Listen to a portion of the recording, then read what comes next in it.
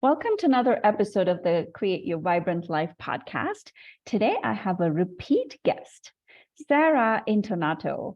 And Sara, why don't you just start by introducing yourself and then we'll just chat. Thank you, Padma, so much for having me. It is always a pleasure. And I know we could talk about anything and have a great time and be of service. So I'm so honored to be here. I am both a business owner and a mother, just like Padma is.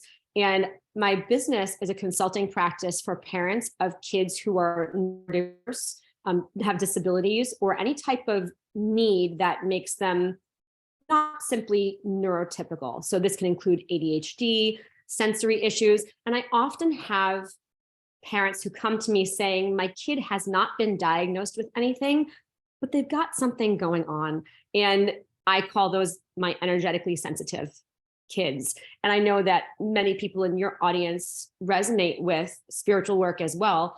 And I think this is a really important thing to note because we're seeing children come in with a higher frequency, a higher level of spiritual awareness. And sometimes that can make it difficult for them to interact in school, especially, or in really structured settings in the world around them. So of course, those structured settings try to make them conform, diagnose them with something. And very often when parents go that route and yet come away with no answers, they feel like there's something wrong with their child. And I like to dispel that. These beautiful children, whether they have a diagnosis or a label or not, are experiencing the world in a really special, evolved way. And I look at my job in those cases as to help the family be more grounded in the world around them. And what can we do to support the child to feel at ease in these different settings, whether they carry a diagnosis or not. So if you're listening and you're thinking, oh, there's definitely something going on with my kid, but the teacher doesn't know what it is and the doctor doesn't know what it is, but there's something here, you are not alone. In fact, I would say the majority. And just because there's no word associated with it doesn't mean there aren't things you can do to be supportive in that instance. So I like to say that because, labels are used in many settings for continuity and consistency. And I also like to throw them out the window because the only person that matters is the child right in front of you in that moment. And their uniqueness will show itself whether they have a label or not. I love that. I love because it's such a broad area, right? My kids aren't on the spectrum or diagnosed, but they're very energetically sensitive, especially my younger one. And there's no diagnosis for that. I just see her, I just notice. And so what you're saying is it's such a wide range, if I'm hearing you correctly, right? It's a wide range, and each child has their own needs, whether your child is very on the diagnosed, whether they have a diagnosis or whether they don't, like there are different things we can do to support them. Totally. Yeah. For sure. And I'm also curious, so I look at it like the children, it is the connection with the parents, meaning, right? Like if you don't work with the parents, I'm totally losing words today. Oh my goodness. I'm going to blame it on tomorrow. New moon tomorrow. I love that. That's like a norm, right? Like, okay, I'm like, I can't construct my thoughts. Okay, it must be something related to the moon. So I look at children because they seem so helpless in that sense, right? Like everything depends on the parents, whether they are on board or not. In that sense, would you agree? And would you say where would you take a family if they came into you? I always start with something that one of my mentors in relationship development intervention said to me very early on when I was consulting with her for my own child, who's now 12, and he's on the autism spectrum as well. And I remember her saying to me, Sara, if you are trying to get the point across to your child or connect with them or talk to them and they're not responding to you, the problem is you, not them. And I remember that hit me like a 2x4 in the face because I was the mom who fed them all organic food and gave them very limited screen time and got them outside every day. And it was really confronting to think, well, how could I still be part of the issue that they're having? But really what it came down to was being fully present with them, not just physically present, but mentally caught up in worry or fear or stress, but also reminding myself that these energetically sensitive children can feel your energy more than a typical child, certainly more than a typical adult.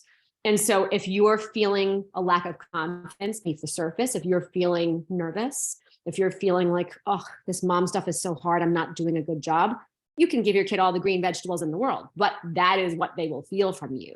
And they may not have the language to say that, but that lack of confidence, that fear will translate into some type of behavior. And when I say the word behavior, I like to clarify that a lot of people interpret that to be a child being aggressive, for example, or combative. And behavior can be walking into the other room and not wanting to talk to you, or being upset, or ignoring what you're saying. So behavior can look like something very gentle, but it can be a child's way of kind of expressing, oh, hey, I feel mom is not confident in the situation, and that makes me feel a little unsafe. So I'm just going to go over here and go into my little safe world and not listen to them because I can't feel that energetic friction right now. And this, to me, is the bottom line with every family I work with. If your child is not responding in a way that you want or need them to, and sometimes need is valid, like if there's safety involved and you're giving them instructions, then it's up to you to check yourself. Where is your energy? What's beneath the surface that maybe needs to be cleaned up, that you haven't really admitted to yourself even yet? And when my mentor said that to me, it was very confronting for me because I was having feelings of inadequacy as a parent. My child had just been diagnosed on the spectrum. I was afraid I was going to do it wrong. There was no guide manual that fell from the sky to tell me how to be as a parent.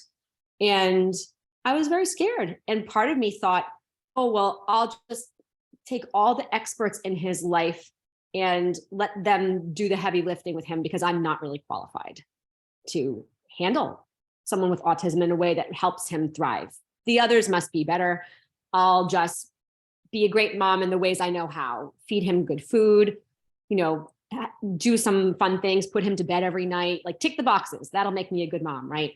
And she was the one who said to me, you need to really connect with him, not just with the taking care of him stuff, because you already do that very well, but you need to let yourself have fun with him and feel joy with him and not worry in the background about doing it wrong while you're having those moments, because he will feel that from you. And it was almost like she just signed a permission slip for me to just love him a lot, exactly as I was, without the worry that I was going to do it wrong, whatever it is. And I see almost every family rumble with this in some way, because there's some element of parenting a unique child that can feel really uncomfortable or unknown. No one plans for this. So there's usually one area, maybe many areas, where a parent or both parents feel like, oh, I have no idea what I'm doing. I don't know how to communicate with the school about this. I don't know how to, discipline my child so that he knows when safety is important, but I also knows that I still love him. And usually there's one area where a family just feels like they're getting themselves caught in a mess and they don't know how to get out of it. And that's when those feelings of fear and insecurity come up, and nothing will make a child react like fear. And I'm kind of chuckling to myself because you and I were just talking about dogs and puppies, and we both love dogs so much. But if you think about humans, we're animals too. And if you think about a pack of dogs or a pack of wolves, they look for that pack leader to make the rest of the pack feel safe. Kids are no different. So if they feel like, oh, my mom's supposed to be my pack leader, but she's afraid, and they feel that, that will make them behave or react in a way that attracts attention or tries to get that safety back. So I always like parents to realize this, because so often when a kid has a behavior, it's labeled as adverse or problematic. And yet, I've worked with doctors who have reminded me, there's no such thing as a behavior that happens for no reason. It's either a kid's body's trying to tell you something like, I'm not feeling well, I can't articulate this, or on an energetic level, they're trying to communicate with you as well. And they don't have the words, so they communicate by getting up and running away from the table, or throwing something on the floor, or running and hiding in the closet and not wanting to come out, even though you have to be someplace in 5 minutes. And these are the things that kids do, sometimes for fun and attention seeking, and sometimes because it's just the only way they know how to communicate. This is so beautiful, the way you're articulating so many of these things. I want to take it in so many different directions. One thing that's really standing out to me is like this, how you have to manage your own self as a parent. And I see that even with my own kids. Like this morning, I was dropping the kids off to school, and my younger one, she's like, my husband, we were talking just before this, right? Like my husband's like, no, we're not getting a dog. And so she says to me in the car, she's like, I want to leave the house. I don't want to be in this house anymore. I was like, whoa. I didn't take it personally. I was like, okay, whatever. I know that this is how she's expressing. But a lot of times they do this behavior to regulate their nervous system too. Absolutely. Yeah. And so what you're saying is so important. Like as a parent, watching how you're feeling and what is it that energetically there you're at, because they're picking up all those subtle nuances. Totally. It's funny because as you were telling me about your daughter, I remembered when I was probably her age, I declared that I was going to run away, and I packed the backpack and, walked down to the end of the block or something and stayed there for 10 minutes and then walked back home. And this was in the 80s. So my parents just let me do it. They weren't worried about me going anywhere. My dad was a police officer in the town where we lived. So they just let me pack my little backpack and walk away. And I was talking about that with a friend recently, and we were laughing at how she'd done something similar around that age. And as we were talking through it, I realized, oh, now I remember why I did that. My mom had told me I had to clean my room, but no one said, this is how you clean your room. First, you do this, and then you do that, and then you do this. And so she'd said, you have to clean your room or else. But I didn't know what that even looked like. Was I supposed to just throw everything in the closet and close the door? Was I supposed to make my bed? Did I need to change sheets? I didn't know. I was probably 5 years old. So I became nervous because I didn't really know what was expected of me. There's no class in school around, this is exactly how you clean your room. And so I felt like I couldn't fulfill her expectations because I didn't have a clear process or a clear understanding as to what she really wanted. I was 5. I couldn't have this conversation with her at the time. So I thought, oof, this is a recipe for disaster. I packed my backpack and I walked down the block. But to think about that as an adult and be able to see and give language to, oh, this is the discomfort that I was really feeling in my home. It wasn't about not loving my parents. It wasn't about me being problem child. I was a great kid. It was me feeling like, oh, I feel uneasy because what if I do it wrong? And then they get upset with me, but I don't want them to get upset with me. And it was kind of a strict boundary of you have to clean your room or there's no TV or no whatever. But I was really afraid. And so that was my response. And, as a kid, of course, you have limited language, limited communication skills. So you're going to find other ways to communicate. Yeah. And you also said something about, as a parent, worrying if you're going to do it wrong.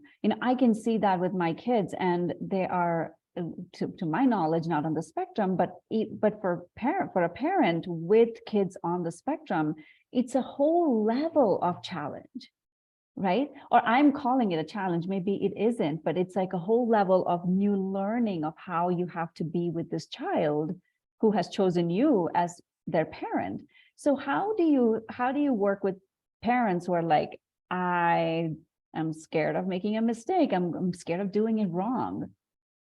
One of the most beautiful gifts you can give yourself when you are entrusted with a child who is on the spectrum, who I believe is quite spiritually evolved, but still has to exist in the 3D world around them, is to remember that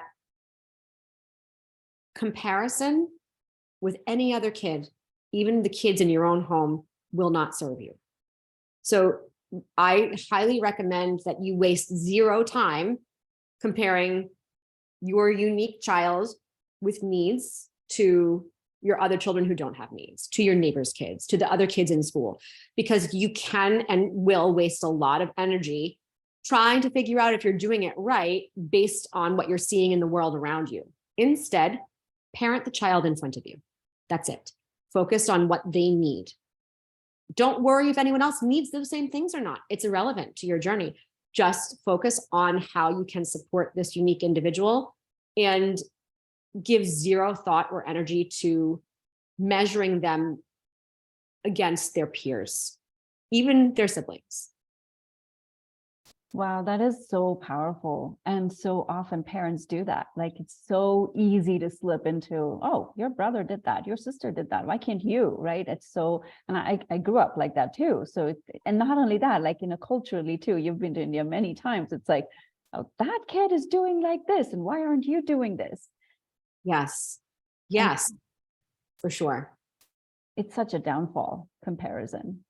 For any of us. I remember when I was early on in my yoga journey, I think it was my first trip to India, and I was studying philosophy, yoga philosophy, and we were talking about the chakra system, and we were talking about the heart chakra specifically. And this was a very simple, basic level yoga philosophy course. And the teacher said, when you start comparing yourself to someone else, apples to oranges, but especially with yourself or your child, which is really an extension of you in many ways, that's when your heart closes. You could be riding high, perfectly happy, everything is great in your life until you see your neighbor and start comparing your car to your neighbor's car, even though you were happy with your car 5 minutes ago before your neighbor rolled up in their brand new car. So this is really, I think, a powerful reminder of keep your heart open by working with what you were given in this lifetime, and try whatever someone else is working with in this lifetime is what they're supposed to work with. It's not for you to compare your journey to someone else's journey. And it's just a great reminder for life, right? Like, the keeping up with the Joneses game in any way is a waste of time, a waste of energy, and doesn't really elevate you toward inner peace at all. Instead, look at what's in your life, be thankful for it, learn from it. It doesn't mean it's going to be easy every day, but trust that there are important lessons for you here. And also, I would encourage parents of kids who are neurodiverse or have a diagnosis of some kind to take whatever timeline you have in your head for anything and throw it out the window. So if your neurotypical child was able to read by age 5, throw that out the window when it comes to your other child who may not be neurotypical. Just throw it out the window. It took my daughter no time at all to learn to ride a surfboard. It took my son years, but he can ride a surfboard. But if I'd spent that whole time comparing him to the other kids around him who learned how to surf in a few days and he took years, he never would have surfed at all, because I would have been like, oh, this isn't worth it. It's taking too long. We must be doing it wrong. What a waste of energy. And I would have just given up. So trust that if your intention has been set, I'm going to help my child read, I'm going to help my child have a better school experience, I'm going to help them surf or ski or go on an airplane for the first time. Trust that it will happen, do the work to make it happen, and detach from when you think it needs to happen, because it will happen when it's supposed to happen. How powerful is that? It's amazing. You also mentioned something about how these neurotypical children are very spiritually evolved, and they're a lot more, they have a higher frequency, and that's what makes it harder to kind of fit into the 3D world. Is that right? Did I get that Neurodiverse children. I think the neurotypical is sort of what many people would call, I guess, normal. Not that normal is even real. We know that, but Neurodiverse. That's what neurodiverse kids are more evolved. And that's often why they struggle with their physical environments, like loud noises, bright lights, crowds, because they're vibrating and functioning at a higher frequency than the general population. So it can feel uncomfortable for them to be amongst energies that feel like they're not in alignment. And that's one of the reasons why, as parents, our job is to figure out how can I help my child be more comfortable in this physical world and work with that. But I also like to remind parents that very often a child's disability is their gift. So my son is classified as nonverbal. I don't subscribe to that one bit because he says more and more words every day. Do they sound perfect? Sometimes, but he makes progress every day. Will he ever speak full sentences? I don't know. I'm not attached to that timeline. Do I intend for it to happen? Do I believe that he can? Yes. Is it my job to control his journey? No. But on the other hand, his verbal challenges, his challenges with speech have opened up an enormous amount of other gifts. He really is warm and receptive to touch. And if he loves someone, he's going to walk over and hold your hand. If he likes someone's energy, he's going to think nothing of giving you a hug. And it's so pure and so beautiful. And if he also does not feel good around someone's energy, he will let you know by putting on the brakes and refusing to walk into a room and not wanting to touch someone, backing away if he doesn't feel that connection. And so because language is difficult, his energetic awareness has become very, very strong. And so when parents feel bad about their child not being able to speak or not being able to see or not being able to walk, yes, those are challenges from how you expected your parenting journey to be, probably. But I believe it opens up a huge set of awareness in somewhere else in the child's life. I do not think that my son would be so perceptive of energy if he'd been able to talk, because he wouldn't have had to be. He could just say, oh, I don't like this, I like this. He doesn't have that ability all the time. So he's had to figure out other ways of feeling out situations to pick up on the vibration and what feels or doesn't feel good. His hearing is incredible. He really is a powerful listener. And I always laugh when people ask, because they don't know, and there's nothing wrong with not knowing, but they'll ask, does he understand what I'm saying? Because he can't talk back to you. And it doesn't bother me when people ask that, because they simply don't know. And I actually appreciate them asking instead of them assuming that he can't understand them and then proceeding to talk about him right in front of his face, which happens all the time with kids on the spectrum, especially nonverbal ones. So I always like to remind them, he understands everything you're saying, but he may not show that to you unless you spend some time with him and get to know him a bit and look at all the other ways of communicating that he can have. And he also communicates with an iPad, and there's a touch to speak program on there. He spells and communicates and doing more open-ended communication with typing and, all those different types of motor planning that are being built in his life. But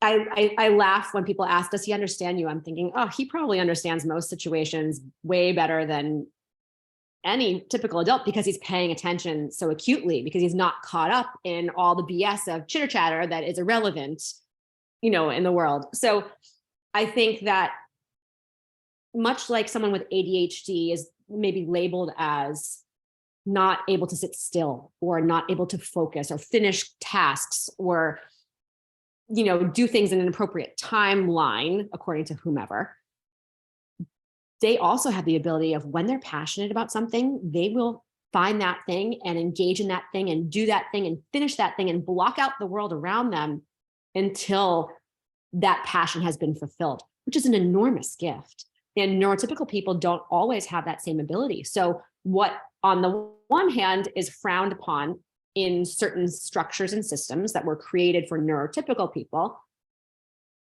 on the other hand, can be an enormous gift, enormous gift. And I see many people in my life with ADHD, if they get passionate about something, you know, it's going to be the best outcome that you've probably ever seen with that type of project, but you can't control what someone's passionate about. They have to find that for themselves and run with that. And that, as a parent, I think is something beautiful to remember, whether your child has a diagnosis or not. Look for their passions, look for those things that light them up, because who's to say that can't be the thing that becomes their area of service or their dharma in their life? You know, who cares if they're struggling in math class and can't do their multiplication tables properly? I have a friend who's 50 who says, I still don't know my multiplication tables, but I run a business that makes $500,000 a year, you know? So you have to zoom out sometimes as a parent and look at the bigger picture of things, instead of looking at this is what's going wrong or labeled as wrong by school or sports teachers or whomever. You have to put your blinders on a little bit. Yeah. You know, there are a few places I want to go from there. What you said like was so beautiful, because you have to be, as a parent, in the present moment to be aware of how he's feeling and what he's experiencing and what he needs. And like, if you are not in the present moment, you're going to miss those clues, because I'm sure they're pretty fleeting, right? And it's so beautiful, so beautiful. So I want to talk a little bit about that. Like, how have you managed as a parent? And before we go into that, when you were talking about Rocco, oh my goodness, I was like, that is me still. Like, I can't handle loud noises. I can't handle, like, it's just like, I don't like hanging out with people who are grating on my nervous system, but Yeah. I don't have the ability, or I haven't developed the ability to be like, I'm not going in that room, right? I wish I could. Like, I mean, I probably need to. I'm learning from this child. And like, yeah, I can back off. I don't need to go into that room if I don't feel comfortable. But what a gift. What a What gift. an amazing gift.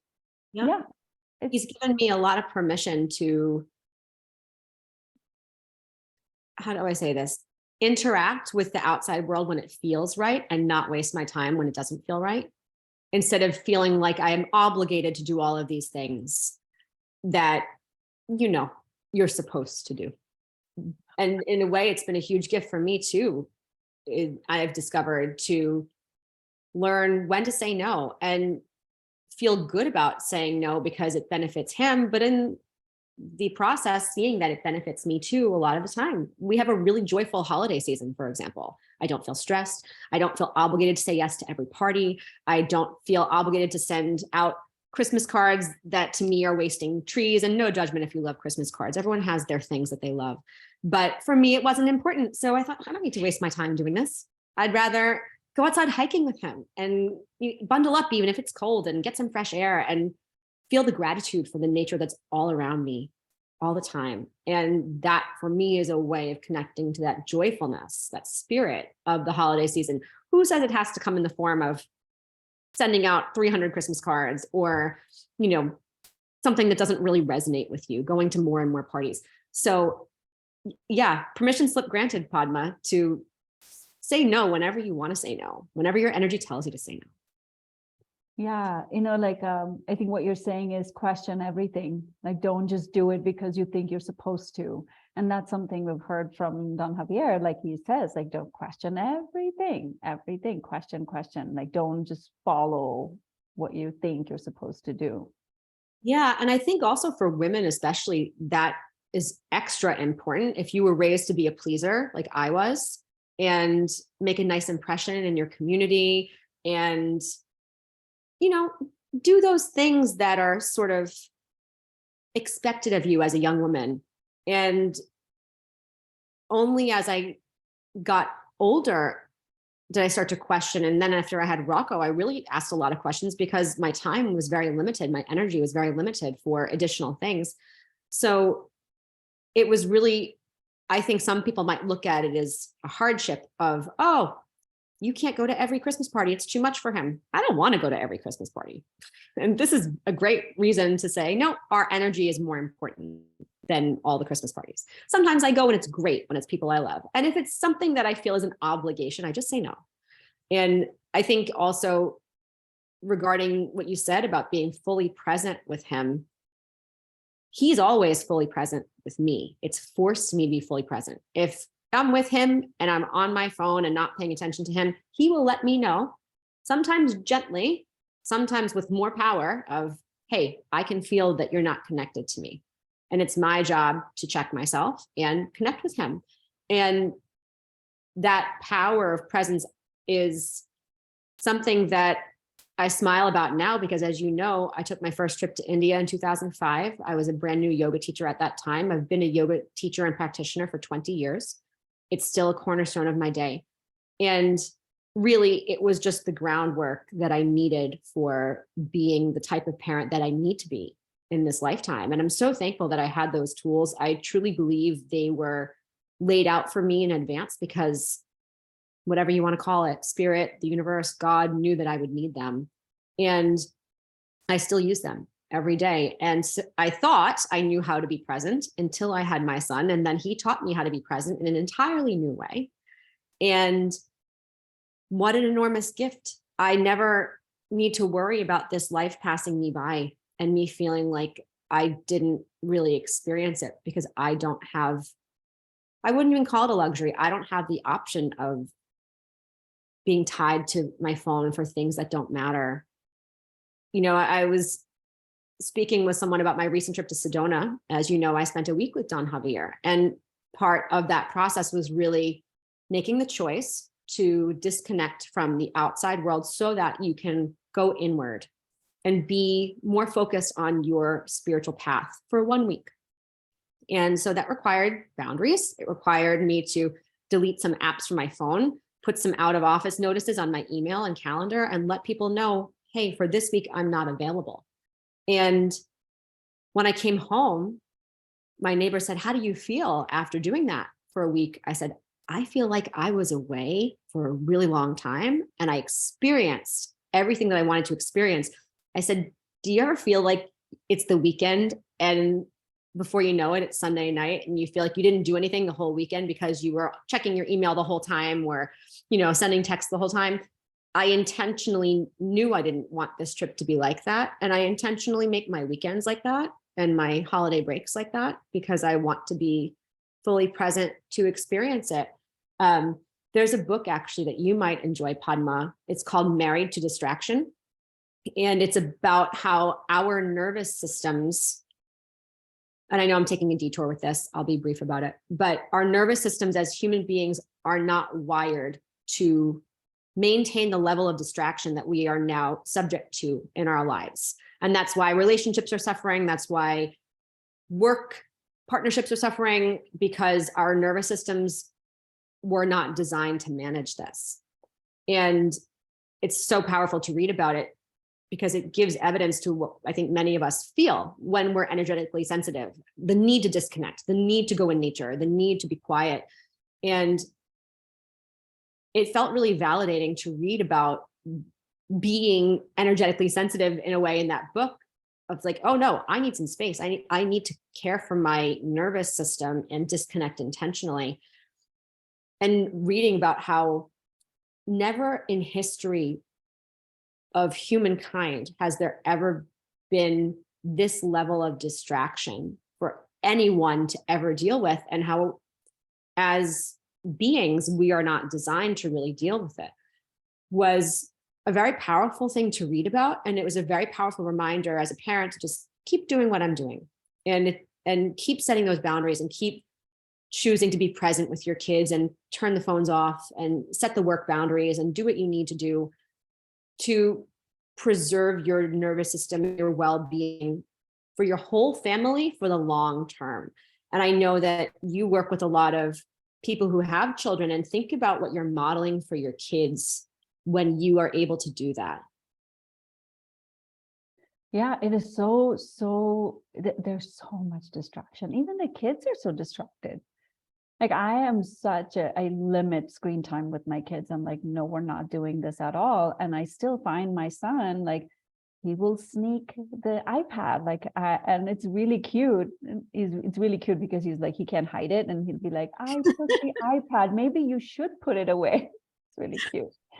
But Yeah, I was thinking about this, Sarah, that Rocco is such a gift to you. he How is. amazing, like how incredible that he's taught you so much in his little life. And what a gift to have this beautiful, beautiful, almost enlightened being in your life. For sure. And I also want to clarify to any parent listening who feels like their life is hard in that moment. I know what that feels like. I don't want you to think that by me feeling like Rocco is a gift that we never have challenges. I was just telling Padma before that at the last full moon, he had a week of hardly any sleep because he was just feeling moon energy. The moon energy also affects your gut bacteria, FYI. So it's a good reason to keep on top of your diet and your habits. But, I was tired. I was tired because when my kid's up, I'm up. And my husband's a great dad who balances that with me. But those moments of no sleep feel hard. Thankfully, they're very rare for us now. And it was an anomaly to have that, but we still have them. And at the same time, I always remind myself not to make decisions in those hard moments, not to pass judgment about myself or anyone else in those moments. It's okay to have hard moments. I'm thankful I have tools to manage the hard moments. And if you don't have tools, reach out. Padma's here. I'm here. Giving yourself those tools to handle the stress and the hard moments are really what are needed, because there's nothing you can do in this lifetime to bypass things that feel hard, ever. And yours has been a journey. Like it's, we've known each other for a few years now, and you've shared very openly about your journey. It is a journey. It is not, it is a marathon. It's not a sprint. And it's like ups and downs, and keeping that level of steadiness by you doing your own inner work. I've seen you work so much on yourself in this last few years, and you're continuing to do that. Yeah, it's just, it's so beautiful. It's really, like, beautiful is the word that keeps coming up. Like, it's a journey for every one of us. Yeah, it is. And for anyone curious to sort of put a picture to what this journey is like, I encourage you to go to roccoup.com. There was a short documentary made about my son and our family, and it profiles him over a few years. COVID was a huge gift because it actually forced the filming process to take longer. So it was able to actually show more of his progress than was intended. But it shows some hard moments. It shows how we persevered. I think any parent of a child who's different can relate to it and see that they are not alone. And one thing I also want to highlight is that sometimes these parents feel very alone, even though 1 in 6 kids has a diagnosis of some kind, even if it's a reading disability or a learning disability, 1 in 6 kids. So you are not unicorns. You are not rare. In fact, you're a large percentage of the population, and most schools are still made for neurotypical kids. And most schools are still struggling with how to support people who don't fit into that box. And very often when you are a parent like me who advocates and who asks for more for your child, you are made to feel like you are being too bold, or you're the only one who asks for this. They never have to give anything like this to anyone else. And, the districts and schools and sports teams and doctors' offices have their reasons for doing things like that. So there's no judgment. There's no anger on my part. We're all doing our best in this lifetime. But as a parent, if you feel alone or you've been made to feel alone, just know that you're really not, and that you can reach out at any time. I have a podcast and many episodes. I encourage you to go listen to them so that you can hear all the different aspects of what parenting is like, including how to care for yourself, because there's no parent without you, and your child needs you. And in order to be there for them, you have to care for yourself. So well said. So tell us about Rocco Up, tell us about your podcast, and tell us about how people can reach you. Sure. Rocco Up is, again, a 23-minute documentary. It's currently in film festivals now. And if you go to roccoup.com, that can take you to the social media pages. You can see the film trailer, clips of the film. We have many more film festivals coming up. So after the film festival phase is over, we will be streaming on a streaming service that's to be announced. But for now, You can see the film at a film festival. You can see clips of it online. You can look at it and see what's possible for a child whose label is different, and look at it and see that what your child achieves is a product of how much you believe in them and how much you have the inner strength to keep believing in them, even when it gets challenging.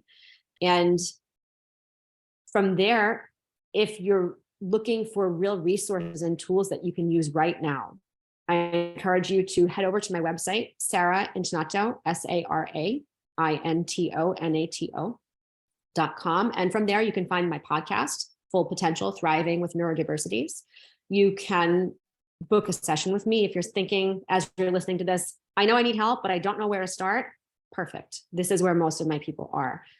You can just send me an email if you have questions. I always like to remind people I'm a real person behind the computer, and I love hearing your stories. I love hearing about your child or your children, and I love hearing about you.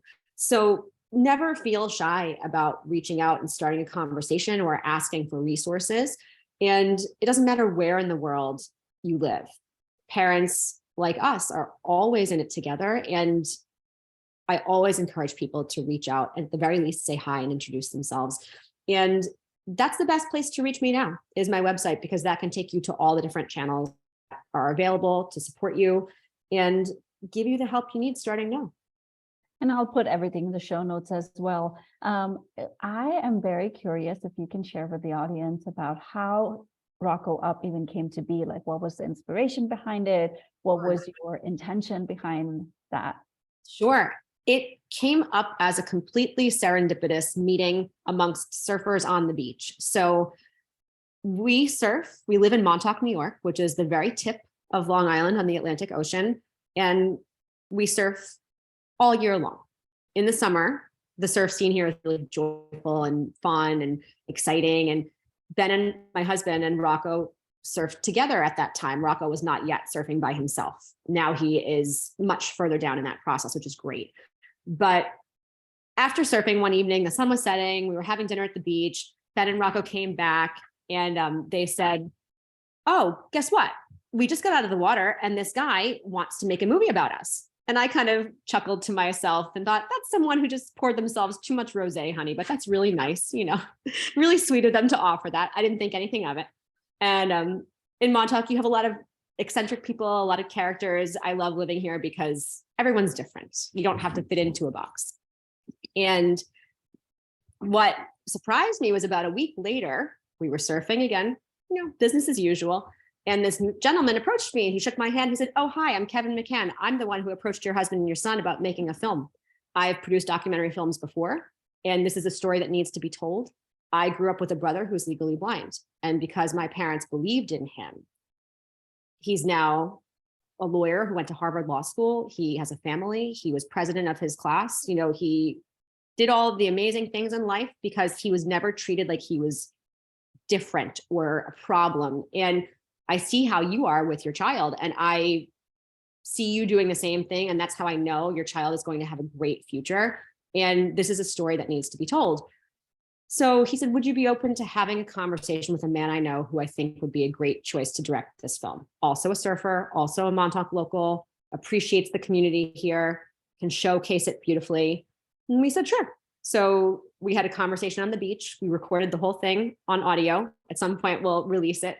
And it was a conversation that was supposed to be 10 minutes that went on for 2 hours. And next thing you know, we were filming a few months later, and little clips. It required me to go into all of my baby pictures and all of my family photos that I've had for years to pull out photos and videos that help to tell the story. We were seeking a film editor and looking for someone who could really tell the story visually. And we had someone enlisted. They had a conflict with another project. They had to back out, no problem. And so John Madare, our director, approached a woman he knew named Ruth Memorial. And she wrote back immediately to his email and said, I love this project. I bet you didn't know that I have a brother in his 40s who's on the spectrum and nonverbal as well. And I really want to help you tell this story. And she did. And she won Best Editing Award at one of the first film festivals that we were in the Surf Allures Film Festival, and it was so well deserved because she really highlighted everything that I think as a parent or a family member you feel throughout this process. And my favorite part of being at film festivals and watching others' reactions to the film has been seeing the parents who come and introduce themselves to me after and say, I have a child who's nonverbal, I have a child with autism. And they feel so seen and so heard. Very often they cry. Sometimes they ask if they could just hug me and they cry. And just knowing that they feel like they're not alone in the world, and that I get emotional thinking about it. They feel solidarity.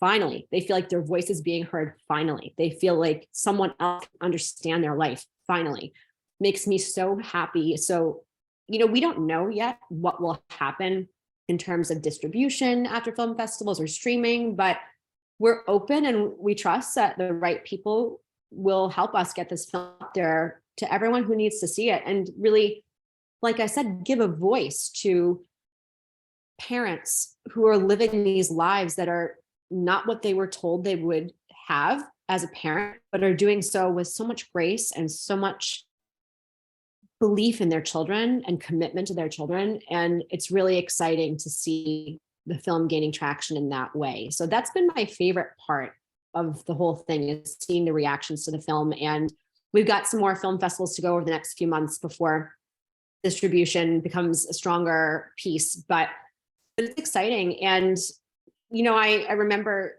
feeling really nervous about putting my child forward facing on video because, as a parent, you want to protect your child. You don't want them to be judged, which is silly because someone's going to judge you no matter what. And you don't want to affect their journey in a negative way at all.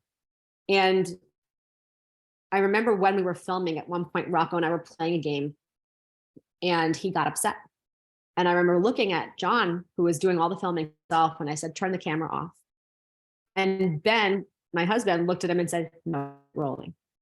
And it was such a vulnerable moment for me because I never wanted Rocco to be portrayed in a way that people would judge him as being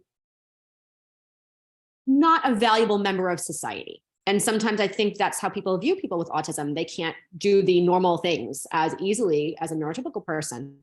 And when I saw the final edit of the film, and I saw how Ruth was able to show Rocco having beautiful moments and having challenges in a way that still kept his character, to me, feeling supported and safe, I was so thankful. And I was really thankful that Ben said to keep the camera rolling, even though I didn't want it to, because I don't want parents to watch this film and think, oh, well, they've got the easy life. My life's not like that.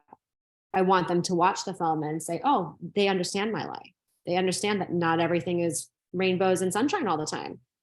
And if they can still keep going, maybe I can keep going. And it was a learning process for me in vulnerability and being willing to share in ways that felt uncomfortable and also important. And I'm still learning, as is every parent out there, how to keep navigating your journey forward. So I'm so honored to share this film. I'm so honored to put my podcast out every week to help parents. Again, labels don't matter. So if your child is not on the spectrum, still listen. There will still be things in there that support you tremendously. And I'm here for you. You're not alone. So amazing. I mean, it really touched my heart when you were sharing that. Thank you. What was really, at least this is my my intuitive feeling, is that Rocco chose this. He wanted to be forward facing. He wanted people to see what it's like to have the life he does. So that, because there are so many other kids, like you said, why are there 1 in 6 kids who are neurodiverse, right? Like, so in some way, yeah. And I remember when I was pregnant with him, he's my older child. So it was my first pregnancy. Everything was going really smoothly. And I remember reading astrology because he's an Aquarius, but he's on the cusp of Pisces. And I remember wondering, am I going to get an Aquarius or am I going to get a Pisces? And I remember asking my husband, what do you think he's going to be? And he said, I don't know. I just want a kid who's going to change the world. And I said, yeah, me too. And that's exactly what I got. Exactly And what you got. we think about that all the time. Hey, we got exactly what we asked for.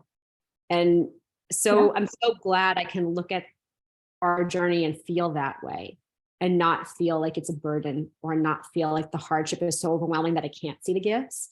And if you're a parent and you're feeling that way, please don't judge yourself. I don't judge you. There are moments that feel hard. Just please reach out for support, because it is there for you, and it doesn't have to feel hard.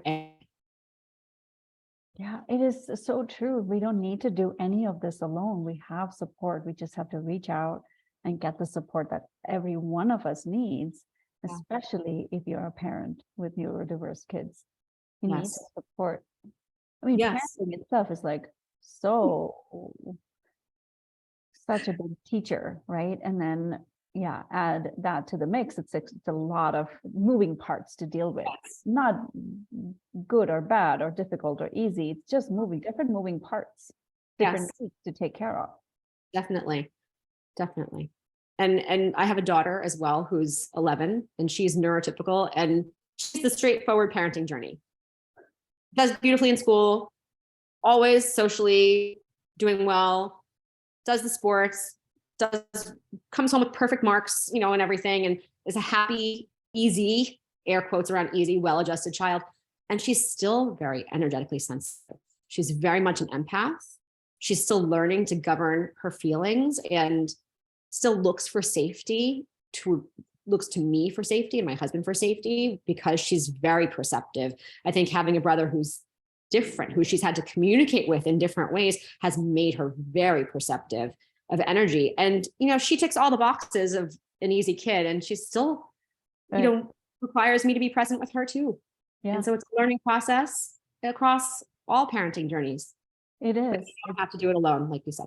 You don't have to do it alone. It's such a, wow, what a gift, Sara. Thank you so much for sharing you with us and sharing Rocco and sharing your family. And it's just so incredible. Like what a powerful share. And I'll put all the show notes and how to contact you, everything in the show notes, so people can reach out to you. And thank you so much for being here. Thank you, Padma. It's always a pleasure to be in your presence. Always. Thank you for having me. Thank you.